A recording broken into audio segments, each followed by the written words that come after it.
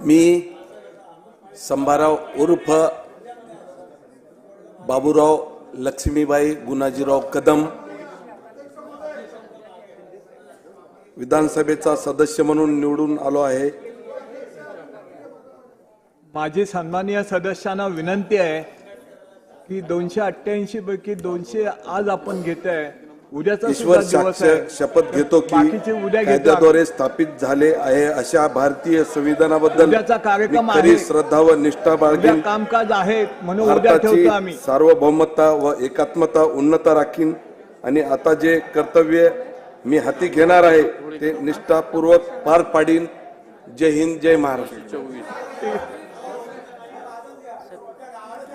Rajesh Pawar, Shriram Kadam, doctor Rahul Aher. हो, उद्याचं